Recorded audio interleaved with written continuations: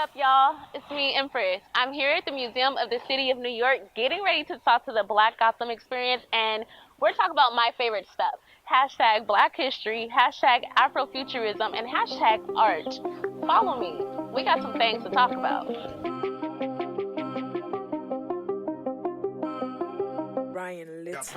In order to move forward, you gotta know where you come from.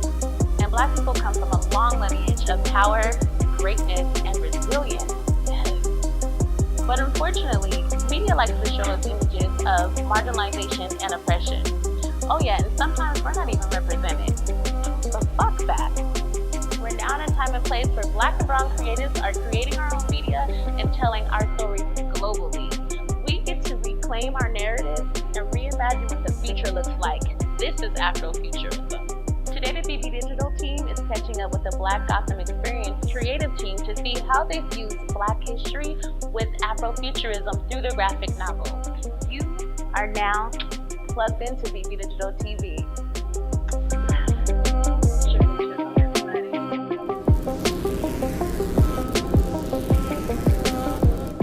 What's up? My name is Ahmed. I'm the founder and lead creative of Black Gotham Experience. Hi, I'm William Ellis, also known as Goodwill.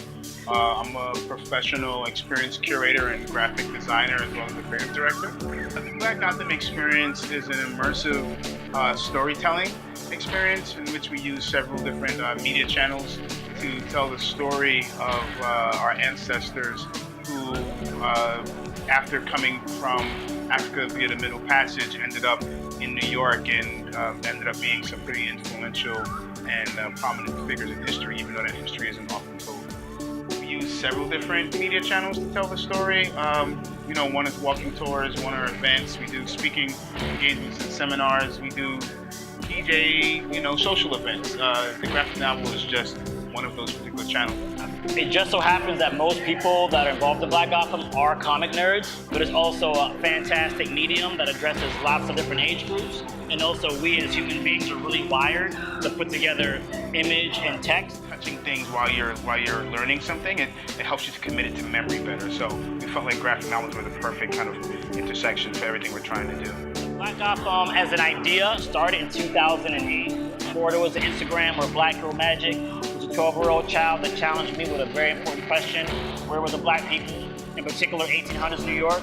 And so the idea for Black Gotham goes back to a child asking me a question. And so we're at a moment in history where we have to begin to reclaim our narrative and reintroduce our visual lexicon into the conversation, because we can't continue to bring generation after generation that's looking for themselves but can't find it.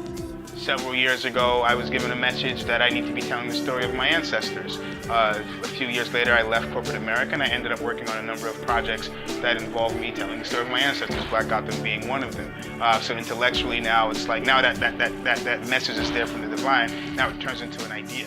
Education and media are incredibly important for liberation, and they restricted us from reading and creating our own media and that sort of thing because they didn't want us to tell our stories and get our message out.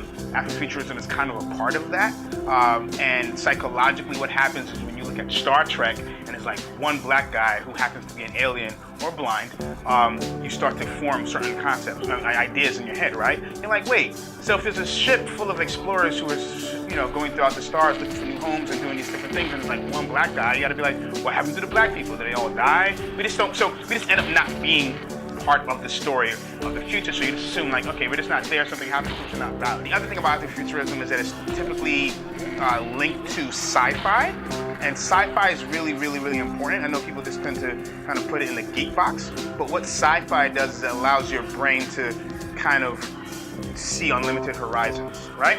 Because the human brain is really, really, really, really incredible in that it can almost create anything that it can perceive, right? As long as you give it the proper kind of, playing field, it can do whatever it wants to do. And so if you have a situation where you have media that doesn't allow people, like Black people, to be part of like this expansive story, we kind of think in these very limited boxes, right? I can only do this. I can only do this little thing, whatever. Afrofuturism allows you to, or the sci-fi aspect of it says, I can do this. I can build African robots. I can be an African robot. I think it's important for people of color to see themselves in media because we've always been on this planet as long as there's been human beings. And in the past set of centuries, which is like a very small amount of time in our existence on this planet, we've had a lot of our stories erased or have been somehow been suppressed or not properly given their light. The concept of afro-futurism, in my opinion, is just recognizing and seeing yourself in the future. And right now, because our past is coming into closer clarity, we now can see ourselves in the future. But without seeing our past, it's been hard to imagine the future because our present has been under duress. A lot of times, your future is just being able to like not die that day. And so now I think that our future is becoming more clear because we have a better grasp on our narrative. And now it's like, oh yeah, I get where we could be in 10,000 years or 1,000 years.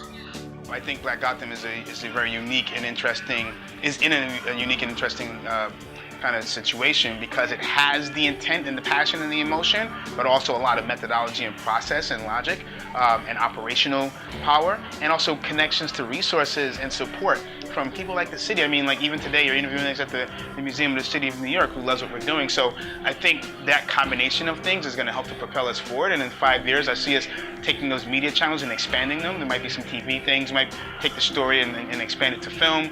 I think we should definitely expand outside of just New York and tell the story in multiple places. Imagine Black Gotham in Haiti. Imagine Black Gotham in Europe. Imagine Black Gotham in India. There's so many places in Russia. There's so many places where Black people have existed for hundreds of years, and so being able to go to those places, dig into the archives, find the information and data, bring it forth, and make graphic novels about it, or films about it, or walking tours about it. Why not a Black Gotham walking tour in the middle of Russia, where I'm sure there's like some Black Russians? Isn't that a drink as well? Black Russian? Was it White Russian? I don't know. Check us out, blackgotham.com, at Black Gotham on Instagram, Snapchat, Facebook, Twitter. Follow us in person or on your phone.